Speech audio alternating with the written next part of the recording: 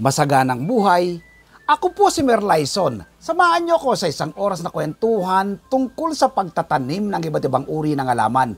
Hatid ko po sa inyo ang do-it-yourself tips at iba pang sikreto mula sa magsasaka para sa mga magsasaka. Nakatutok kayo sa Signal TV Channel 1. Live din po tayong napapakinggan sa Radyo 5, 92.3 News FM.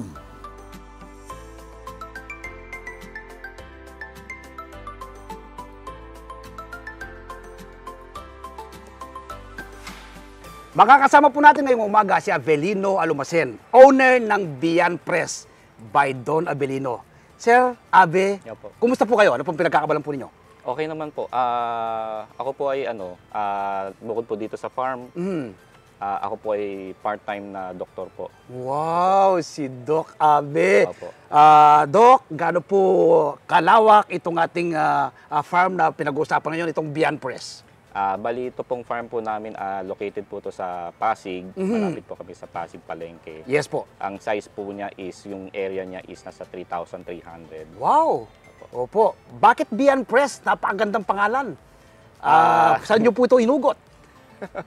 Actually, humingi po kami ng mga suggestions sa mga kaibigan, sa kamag-anak, ultimo sa anak ko. Then, yes. Doon po kami pumili ng kakaiba na maganda yung, kumbaga maganda yung, madali siya matandaan, maganda yung ano niyang pangalan. Opo. So, sinuggest ng anak ko Beyond Fresh. Beyond so, Fresh. yung ano namin. Opo. Ano pong pamamaraan ng pagtatanim po nito? Yung method po ng farming na ginagawa po dito sa Beyond Press? Okay, ang method po ng pagtatanim po namin dito ay hydroponics po. Hydroponics. Hydroponics po. Parang may conventional din kayo. Ito, ano po bang itong nasa harapan natin ngayon? Coco wire, no? Opo. Oho. Mas okay po ba yan kung sa lupa ang gagamitin natin? Mas maganda po ang coco pit. Okay. Actually, classified as hydroponics din po kasi siya. Bali kasi po, nag-ano po siya. Ito po yung tinatawag na drip and drain. Kumbaga, meron po kaming reservoir na lagayan po ng mga fertilizer tsaka ng water. Okay. Tapos po, pinapatakbo po yan ng, may timer po yan, may mga pump po siya. Opo. Then, nagpapump po siya ng water. Diyan po. Then, ano man pong sumobra, tapon na po. Ayun. Yung pinagkaiba po doon sa kabila, opo. Yung sa mga lettuce po namin, yung po recycling po yun. Recycling naman. Oo. So, okay. Kailan po ito nagsimula, Sir Don? Sir Abe, yung ating farm? Nagsimula po kami noong 2001. 2021. So, 2 years, 2 years na siya. 2 years na po. Kumusta naman po yung may mga customer na po siguro tayo dito? Marami pong mga customers dito. Usually karamihan po ng mga customers namin mga personal use po. Yes. Pero meron din naman po kami mga mangilan-ngilan na mga may-ari ng caterer, restaurant owners. Okay. Meron po. Tapos, paano nyo po minamarket ang products natin dito? Sa ano lang po, through social media. Social media. Po. Malakas na po ang social media, hindi na po kailangan yung katulad dati na kailangan pa parang kumbaga magbahay-bahay, mag-alok-alok ng something. Sa social media lang po talaga, malayo na po inaabot. Wow. Minsan nakakapunta po ng Cavite, dinadayo ka na dito. Ang delivery po kasi namin, convenient na rin po ngayon eh. Kumbaga, yung mga Lalamove, yung mga Grab, nakakaabot na po yan ng mga ganong kalayo. So as long as naabot po nila, and willing naman po yung customer na magbayad ng delivery fee, so yun po. Pwede po. Ang ginagawa po ninyo, kunyari ito, malapit ng Yarbes, nakapost na yan. At binabanggit nyo na yung target date kung kailan na. Tapos doon na umu-order yung mga kaibigan natin. Opo. Wow, talaga naman. Kumusta naman po yung ROI ninyo? Ang gaganda po ng...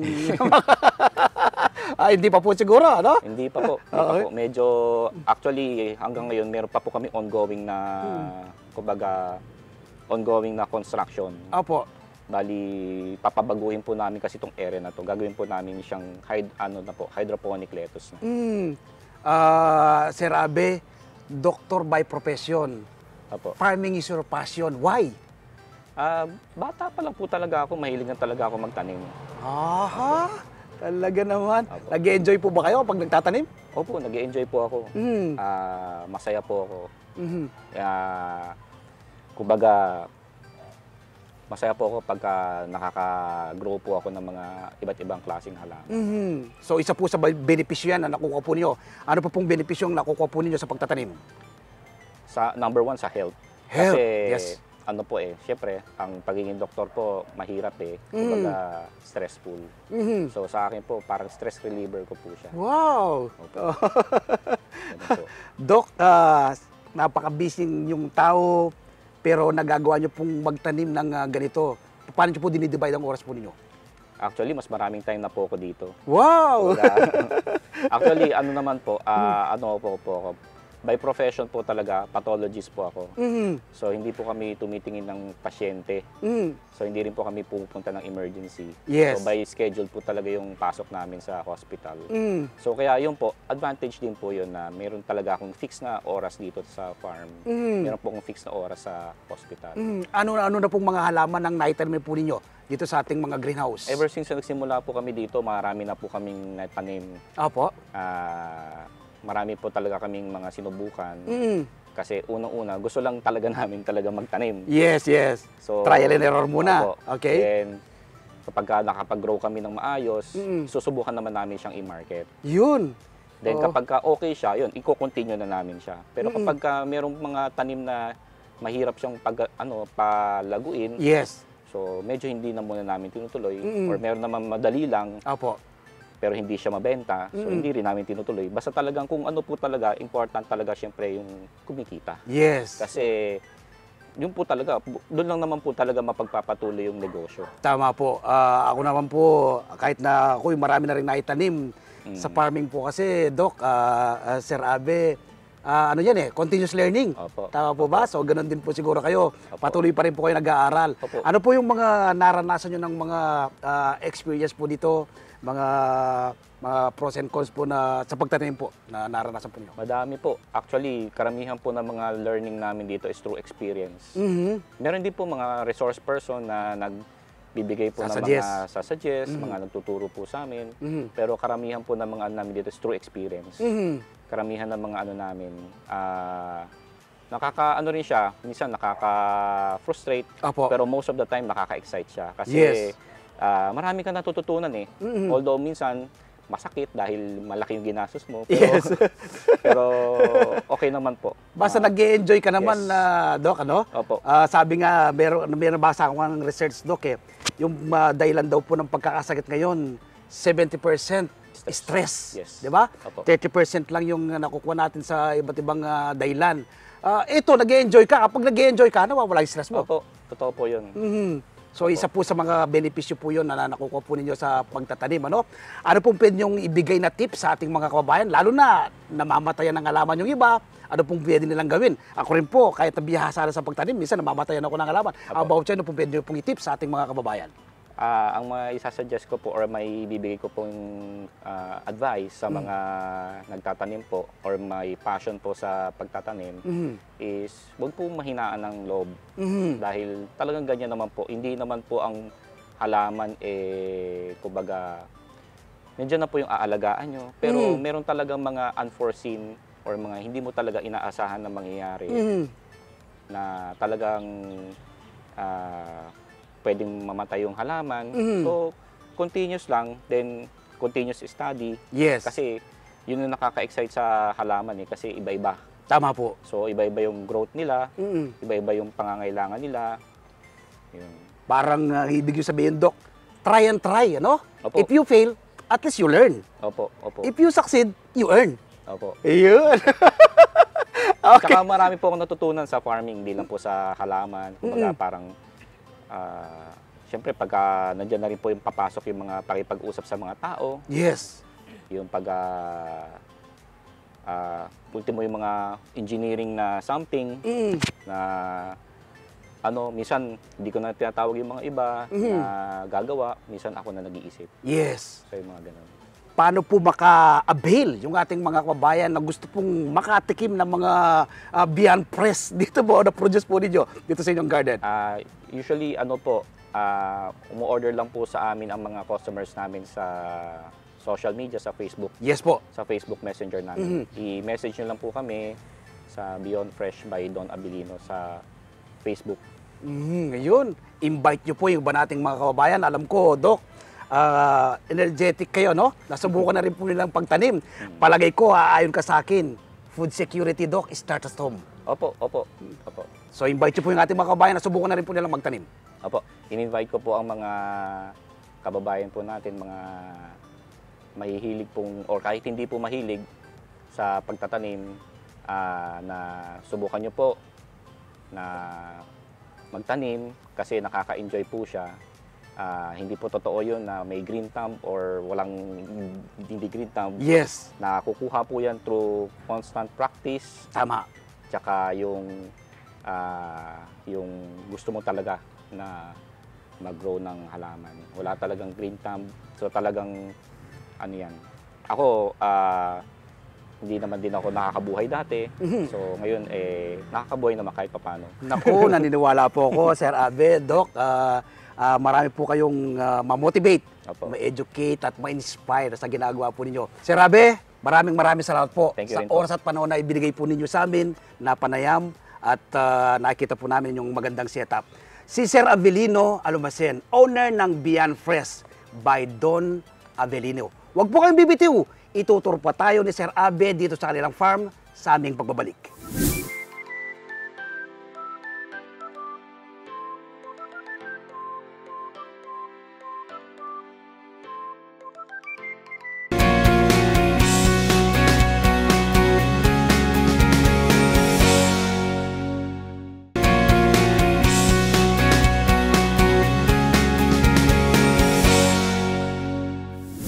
Nagbabalik ang masaganang buhay. Kasama pa rin po natin ni Sir Abe at ngayon ituturo tayo dito sa kanyang napakagandang garden sa Beyond Fresh.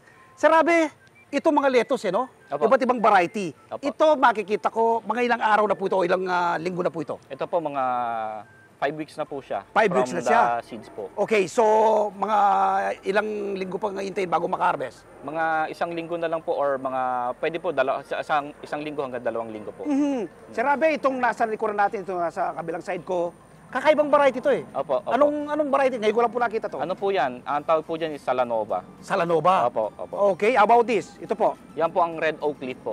Okay. Opo. Kapag po sinabing, sabi mo kanina, pag hindi masyadong yung araw, hindi nang lumilitaw yung pagka-red niya. Yes, opo. Okay. Kapag medyo makulimlim po, kulang po sa araw, Oo. hindi po siya masyado nagpupula.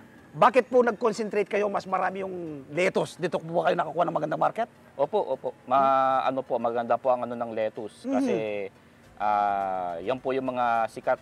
Tsaka sa atin po, sa culture ng Pilipino, Yes. lettuce medyo social siya. Opo. Yan. Kumbaga, high value crops po talaga. Opo, nauso po yung mga samgip ngayon, Yes. Sir Abe, no? Opo. Dito nga, banda rito nga tayo. Opo. Ang pamamaraan po ninyo is hydroponics. Opo. Yes, pag sinabing hydroponics, Sir Abe, tubig po ang Yes. ginagamit yan. Sa Opo. lawak po nitong taniman po ninyo ng lettuce ito, hindi po ba malaki ang consumption nyo sa tubig? Actually, ang tubig na ginagamit po namin is tubig ulan. Rainwater! Opo. Pag umulan po, sinasahod po ninyo? Opo, bali kapag umulan po, yung bubungan po ng greenhouse po, may mga gutters po siya na nakadikit. Yes. Then, nagde-drain po siya doon sa tank namin. Ito pong malaking tank na nakakita ko kanina rito. Opo. Oh, okay. So, ibig sabihin, na nakokonsume nyo po tipid dito, Sir Opo. Abe, Tipid po siya kasi bukod po sa tubig ulan po ginagamit namin, recirculating po to. Okay. Kumbaga, yung tubig na dumadaloy po dito sa halaman, bumabalik lang din po sa tangke, tapos babalik lang din po sa kanila. Ay, talaga naman kagaganda. Halika pa dito nga tayo, Sir Abe. Ito, ang kakaibang variety rin to, Sir Abe. Ngayon ko lang din nakita ito sa different sa ibang napunta ko. Opo. Ano pong variety po ito? Yan po yung tinatawag nilang crystal lettuce. Crystal lettuce. Opo. Yan po yung pinaka-crunchy na Wow. lettuce namin. Ba, talaga naman. Opo. So, hindi po ba mahirap alagaan ito, Sir Abe? Hindi naman po. Basta maging lang po talaga, constant monitoring. Oo. Yun po, kung ano po yung mga pangailangan ng halaman, yun po, kailangan nyo po siyang bantayan. Pero hindi naman po sobrang laborious naman siya. Hindi Opo. naman siya ganun kaano. Sir Abe, ito po bang tanim yung lettuce na to? yung iba kasi kapag lumampas sila sa araw, kunyari, tinakda nila ng 30, dapat harvestan na lahat ng 30. How about you, paano po yung pinagagawa niyo pamamaraan? Bali sa amin po, ina-harvest lang po namin kapag kapag may order po. Okay. Tsaka hindi naman po na kapag halimbawa 30 days po, kailangan i-harvest sa lahat. Pwede naman po sumobra. Oo. Pero syempre, nandun na po yung disadvantage na kapag sobrang tanda na ng lettuce, may possibility Nag-iiba po yung na lasa, nag-iiba po yung lasa. Okay. Tsaka yung setup mo, Sir Abe, meron kang bagong tanim dyan, bagong transplant. Opo, Tapos dito, meron ka na ng malalaki. malalaki na. Opo. Ano? Opo. Bakit mo ganun pamamaraan mo? Hindi siya isang bugso. Kasi po yung sa market po Yes. kumbaga hindi naman po lahat mabebenta. Tama po. So kumbaga, dinivide po namin yung greenhouse namin ng 4. Opo. Kasi 4 na linggo sa isang buwan. Tama po. So kumbaga parang para kapag every week meron po kaming harvest. Parang ang ginawa mo, stage by stage po siya. Yes, opo. Oo, ano? Kasi So- kapag lahat po to tinamnan ko po, kapag na-harvest po lahat, blanco naman po uli. Simula po uli. Yes. Tigil operation po uli. Oo. Mga tubo po itong ginamit po ninyo. Opo, opo. Mga tubo po siya. Opo. So, hindi po ba mahirap i-set up ng ganito? Actually, nagpagawa po kami. Yes. Meron po talagang gumagawa ng mga ganyan sa atin. Sila po yung mga nagko-construct ng mga ganito pong system. Yes. Opo. Ito po, nasa greenhouse tayo. Opo. Paano po yung tamang pag-aalaga po ng lettuce? Bigyan nyo nga po ng idea nga ating mga kababayan. Sa totoo lang po, mas madali po mag-alaga ng lettuce sa loob ng greenhouse. Okay. Kasi ang purpose po ng greenhouse, Controlled mo siya? Controlled. Okay. Somewhat controlled po. Mhm. Kasi isang malaking nakakasira ng halaman yung ulan. Tama po. Kapag naulanan siya, Mhm. minsan sobrang lakas, nasisira yung dahon niya. Opo. Or kapag basa siya lagi, pwede siya magkaroon ng sakit. Mhm. So dito po sa greenhouse, hindi po siya nababasa. Mhm. Tapos may mga, yung gilid po ng greenhouse, may mga side net po yan. Opo. So limitado po yung nakakapasok na insekto. Oo, nakikita ko nga po itong mga tanim mo. Banda rito tayo, Sir Abe, no? Apo. Nakikita ko nga po itong mga tanim po ninyo. Wala kang makitang parang kagat ng mga insekto, no? Apo, apo. Malinis siya. Apo. So, ito po ba, nag-spray po ba tayo rito ng natural na Hindi organic na ano? O hindi po? Dahil naka-greenhouse po Apo. tayo. So, yun ang advantage po, Apo. ano? Wala pong dilig, wala pong spray. Kasi ako personally, meron po mga nag-aalok na mga spray po na Opo. pampalaki ng lettuce. Opo. Kasi sabi nilang organic. Mm. Pero kasi ako po, ang ano ko po, kinakain din po kasi namin to . Tama po. So, kinakain ng anak ko, kinakain ng asawa ko. Mm. Hindi ko po So, gusto niyo po talaga yung, Opo. yung ating tanim ay ligtas na ligtas. Opo. Tingnan po natin ito, Sir Abe. Ito, naisa-isang greenhouse pa tayo ng Beyond Press. Sir Abe, anong Opo. mga ano po ito? Mga halaman po ito? Ito po ay mga kale po. Kale. Opo. Itong kale na to, Sir Abe, superfood kung tawagin nila to. Opo. O, ano bang variety yan? Ito po, Kagaya ito. meron po kami dalawang variety po ng kale. Ito po yung Tuscan kale. Okay. Then ito po yung green curly kale. Okay. Opo. Sabi po nila, mas masarap ito sa pag ginawa mong juice eh. Opo, ano po kasi siya, masustansya po kasi siya. Sir Abe, di ba mahirap alagaan ito? Itong kale na to? Madali lang po yung alagaan.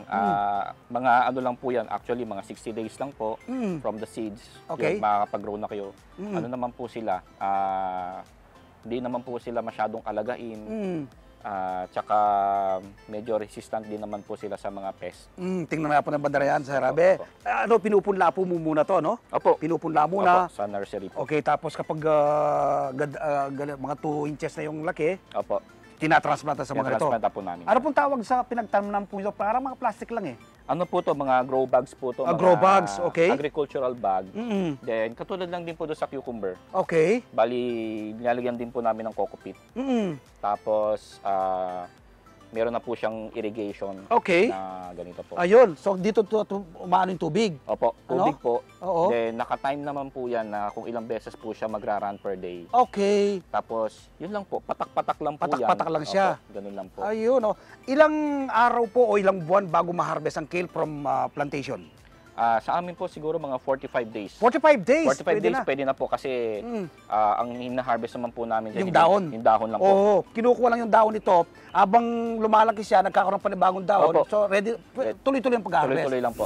Ito, Sir Abe, anong variety naman yan? Yan po yung green curly kale po. Okay. Opo. Anong madalas na niluluto po dyan? Ito po yung yung klase ng kale na parang lettuce po yung niya, yung So minimix din siya kapag veggie yes, salad. pwede po. Pero yung Alright. Tuscan kale medyo makapal po yun tsaka matigas. Okay. So bagay po yun talaga na niluluto or kaya ginujuice lang. Ayun. Or minsan marami pong gumagawa din po sa mga customers namin ginagawang chips. Ini-air dry lang. Oo. So yun po, alternative na parang chichirya na masustansya. Mas masustansya to, Yes. siyempre. Opo. Ano pong purpose ng, yan, tingnan po nga po natin, ano pong purpose ng dilaw na yan? Ito po. Ito, yung Ito dilaw po. na to. Ito po. Yan. Ano bang purpose yan, Sir Abe? Yan. Ano po yan? Ano po to? Sticky insect trap. repellent, trap. Opo, trap po siya. Kasi ang kale po talaga parang kung naano po nyo dito sa natin sa loob ng greenhouse, may parang Yung mga puti-puti na no? Opo, may amoy siya na na very attractive po talaga siya sa mga Insects. Opo. So meron po tayong tinatrap ganito. ninyo. Tinatrap po. Ayun. Kasi yung mga insect po na dumadapo sa kale, attractive po sa kanila yung dilaw. So dumidikit po Kapag sila. dumikit sila dyan, hindi na sila makakalis. Hindi na Hanggang po. mamatay na Hindi sila. Hanggang sa mamatay na po. Ayun. Naku, talaga naman. Ang gaganda ng setup.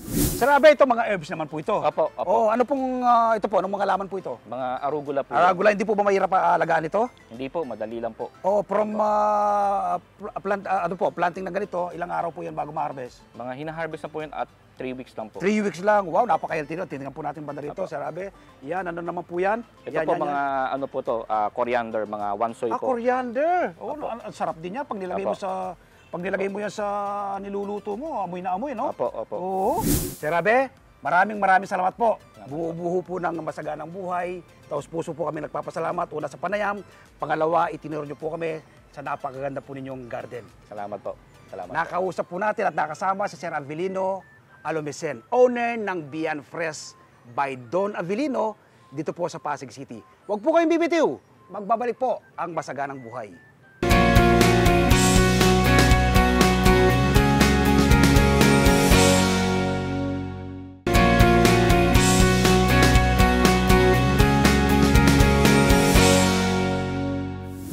Nagbabalik ang masaganang buhay. Ako po si Merlyson para sa ating feature plant of the week.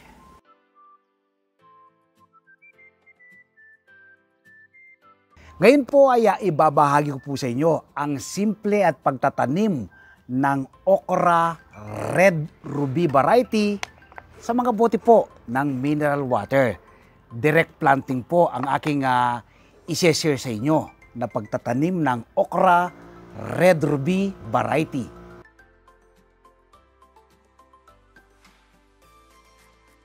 Pero bago po tayo magtanim, ay isi-share ko po muna sa inyo ang ilan sa napakaraming taglay na health benefits sa ating katawan ng okra red ruby variety. Una po ay mas creamy at juicy ang variety na ito. Rich in magnesium, folate, fiber, may mataas na antioxidant content na tumutulong para maiwasan ang pagkakaroon ng sakit na cancer. Rich in vitamin A, vitamin C, at vitamin K1. Support health pregnancy. Good for the heart at ginagamit ng iba bilang gamot sa sakit na diabetes. Ilan lang po yan sa napakaraming taglay na health benefits sa ating katawan ng okra red ruby. Ngayon po ibabahagi ko lang po sa inyo ang pagtatanim, direct planting po ng okra red ruby sa mga bote ng mineral water. Yung mga bote pong yan ay pinagtaniman ko na ng iba kong mga halaman dito po sa lupang ito. 60% po nito ay makikita niyo po nyo buwag na lupa, buwag-gagang lupa, pero pinagtamnan ko na po yan para i-condition po uli. Maglagay ulit tayo ng vermicast. Ang vermicast po ang siyang magbibigay ng paunang fertilizer sa ating mga halaman. Kasi po mabuti yan pag nailagay nyo po. Tapos lagay na natin ngayon itong ating mga bote ng mineral water. Ating pagtatamnan po ng ating okra, red ruby. Okra red ruby variety. Huwag nyo pong pakapunuin po muna. Halos kalahati lang po muna ng bote yung ilalagay. Tapos nagdadagdag na lang po kayo abang lumalaki po yung halaman, no? Nagdadagdag po kayo ng lupa na may vermicast. Ngayon ay buksan na natin itong pack ng ating okra, no? Na variety okra red ruby. Seeds natin. Ayan. Ayan. Ito mga seeds niya, oh. Ito natin, ano? Lagay po tayo sa ating palad. Ayan. Yan, oh. Ito nyo po, no? Sa bawat isang bote, dalawa po yung ating itatanim. Kapag tumubo po lahat, i-transplant nyo lang pong isa, no? Dahil hindi po pwedeng magagawan sila sa isang bote ng ganito, yung dalawang seeds. Dapat po ay naglalagay lang po tayo ng dalawa para nang sa ganon, kung hindi man tumubo yung isa, kasi sigurado ka na yung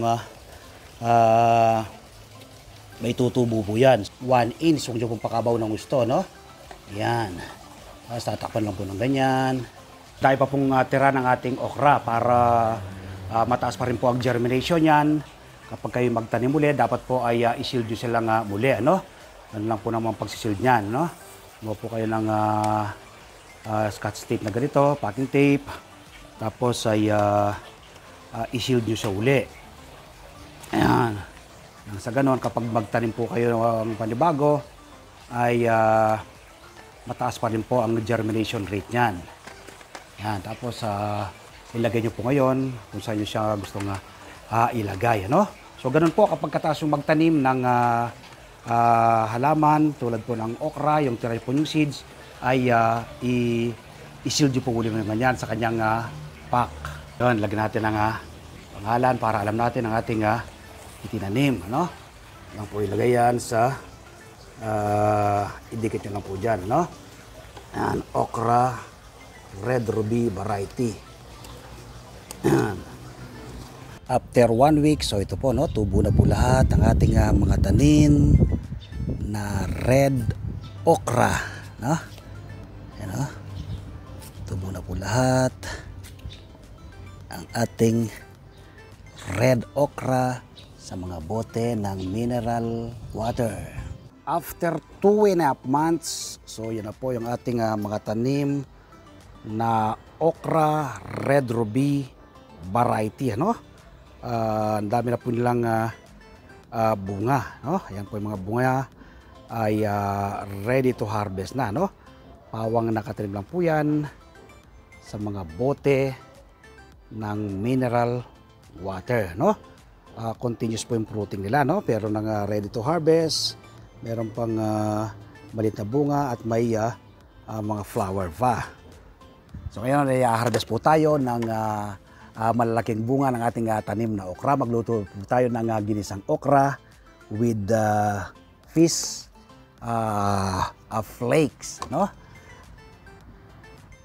Man, ang ating harvestin. Yan. Yun, no? Tapos ito. Yun. So, nakaapat na tayong malalaki. Ito naman. Yun. As ito, ano? Dahil pa pong mga bungang maliliit, oh. Ayan. Ito, kakaiba po, no? Kulay red. So, ito po yung ating na-harvest. Enough na po ito na pagsasaluan ng buong pamilya na aking lulutuin ngayon ng ginisang okra fish flakes. Samahan niyo po akong magluto ng masarap at masustansyang ginisang okra fish flakes.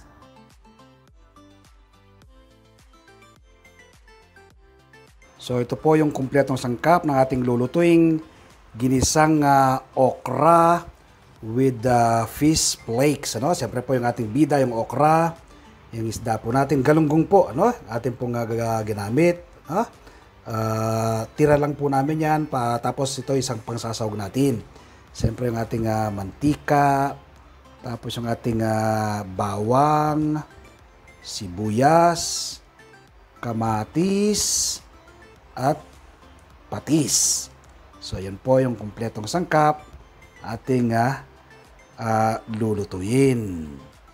Okay, sindihan na natin ating kalang. Ayan. Painitin natin ang ating kawali. Kapag mainit ang ating mantika, lagay na natin ang ating bawang. Ayan, yung bawang medyo lulutuin ng bahagya, no? Para lumabas yung kanyang lasa. Medyo lulutuin ng bahagya yan. Yung medyo ma-brown-brown. Para lumabas yung kanyang aroma. Yan, kulay na brown na yung ating bawang. Lagyan na natin ating sibuyas. Yan, ating sibuyas. Medyo lulutuin din po natin bahagya, no?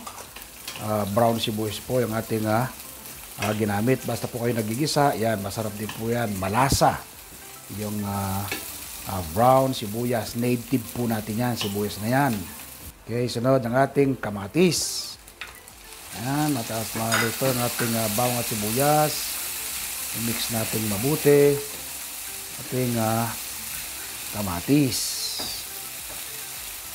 Tapos lagyan natin ang patis. Lagay po kayo ayon sa inyong panlasa, no? Huwag pong masyadong marami, huwag maalat.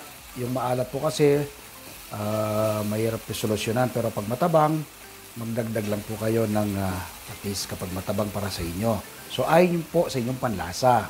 Tapos sunod natin ang ating fish flakes, ano? Ating hinimay na isda. Galunggong po. Tira namin galunggong yan sa halip na masira, no? Ito po, magagamit pa nating pangsangkap, pampasarap, pampalasa ng ating lutuin na ginisang okra. Tapos sunod na po natin ang ating bida, ating bagong harvest na okra. Red Ruby variety. I-mix po natin ngayon mabuti yan. Ayan. Mabuti. Tayin natin. Tatakpan po natin para mas mabilis lumambot ating okra. No? Huwag niyo pong pakalutuin. Ano? Half cook lang po. Ayan. Yun. Tingnan natin. Yun. Half cook na yan. Ano? Ayan, no? Ang bango ng usok pupunta sa akin, no? Yun. Ang sarap ng itsura niya, oh. Yan. So, huwag niyo pong pakaluto kapag nagluluto ng gulay, no? Huwag niyo i-overcook. Half-cook lang. So, yan ay pwede natin, patayin na natin ang ating kalang. Yan. Right? So, ngayon po ay titaste na natin kung gaano kasarap itong ating bagong lutong ginisang okra with fish flakes. O, alayin po natin at kain na tayo. Ito. Alayin po natin. Yan. Kasama natin sa kanin.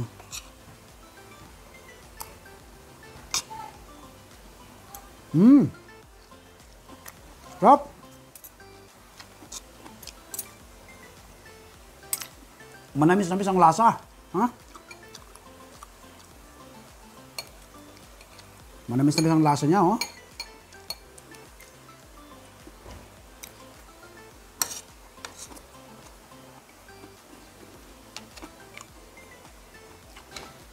Tama-tama ang timpla. Hindi siya overcook, ano? Upcook lamang.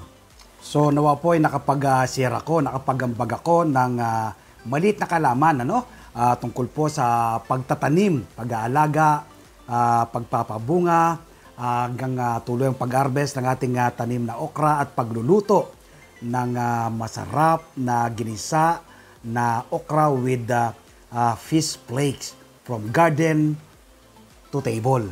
Nawa po ay mula ngayong mapanood nyo ko, magtanim din po kayo ng inyong sariling pagkain. Ako po ay napakarami na ng tanim ng iba't ibang uri ng gulay at prutas. Pero patuloy pa po akong nagtatanim. Ako po kasi naniniwala ng pagkakaroon ng seguridad sa pagkain, dapat magsimula sa ating mga tahanan. Food security starts at home. Bilyon-bilyon po ngayon ang nagugutom. Maraming kabataan ang dumaranas ng malnutrisyon. Ito po yung aking nakikitang solusyon. Ang pagtatanim ng ating sariling pagkain. Magtanim din po kayo. Salamat po. Happy farming and God bless. Ngayon po isasagutin ko ang ilang tanong ng maraming nanonood dito sa ating show. Ang unang tanong natin ay mula kay Modesta Flores. Ay Sir Mer, kapag po ba ang kamatis ay may bunga na, inaalis niyo po ba yung daon niya? Salamat po.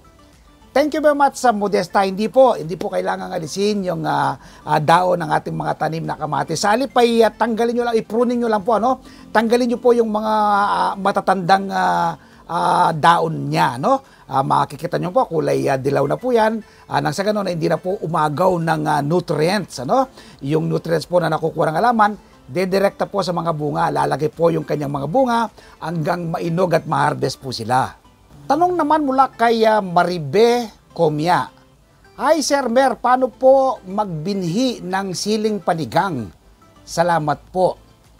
Thank you very much sa Maribe. Piliin mo yung pinakamagandang bunga ng yung tanim na siling panigang. At iba pong mga laman, basta nagpapabinhi po kayo, piliin nyo po yung pinakamaganda, no? Yung class A kung tawagin. Yun po ang inyong itira at doon po kayo kukuha ng seeds o binhi. Tanong naman mula kay Gregorio De Leon. Hi, magsasakang reporter. Tanong ko lang po kung masama po ba ang hantik na langgam sa mga halaman. Salamat po. Thank you very much sa Gregorio. Yes, lalo na kapag may bunga na yan, ano? Sisip-sipin na, kakainin nila yung katas ng bunga ng yung mga tanim na halaman. Lalo na po yung mga fruit-bearing trees. So dapat po dyan ay regular po kayong mag-spray ng OHN once a week. Nang sa ganon ay hindi po lalapit, ano, sa bunga at sa yung mga tanim na halaman ang mga langgam na hantik. Tanong naman mula kay Marlene Pineda. Ay Sir Mer, meron po akong tanim na marang pero napansin ko po nagyayelo po yung kanyang daon at parang natutuyo. Ano po ang pwede kong gawin? Nasa timba po siya nakatanim. Salamat po. Thank you very much Marlene. Kapag sa timbayan nakatanim, dapat talagang imo-monitor mo yan, ano? Kung aalis ka ng bahay, dapat bago ka umalis, titingnan mo yan kung hindi ba tuyo yung tubig at kulang sa tubig. At pagbalik mo, dapat ganun din. Palagay ko, na-miss mo yan na diligan. So natuyo yung lupa, wala siyang masyadong pagkakapitan yung lupa, wala siyang pagkukuhanan ng tubig, ano? Kaya nanilaw yan, ano? Ang yung tanim na marang. So dapat ay diligan mo sa ating mga tanim na halaman, i-apply natin ang TLC, Tender Love and Care. Nawa po ay makatulong ang mga naging sagot ko sa mga naging katanungan po ninyo. Maraming salamat po. Stay safe, happy farming, and God bless. Ngayon po i-shoutout tayo sa ilan sa maraming nanonood dito sa ating show. Shoutout kay Ma'am Peng Bartolome, Ma'am Lydia Canlas, and to all my high school teachers sa St. Joseph Academy, Mexico, Pampanga. Shoutout din kay Margie Vargas, Joko Santoyo, Romeo and Esusa Fernandez and family, Alex Fuentes, Aspias Pilyaga, Joart Mandagit Tones, Amor and Dennis Fajarda and family, Nanay Feli Navarra, Tatay Susing at Nanay Nori Kabigting, Telma Santiago and the Singing Santiago Sisters, Eddie and Joserina Alhambra, Josa and Bobet Cunanan, Nestor Lata, Maria Pes Alsona, Ricardo Lino, Michael Ang, Alex Giao, Noni Piriol at Ma'am Fatima Patio. Magkita-kita tayong muli dito sa Masaganang Buhay sa susunod na linggo. Ako po si Mer Laison, kami ang 1PH Teleserbisyo para sa Pilipino.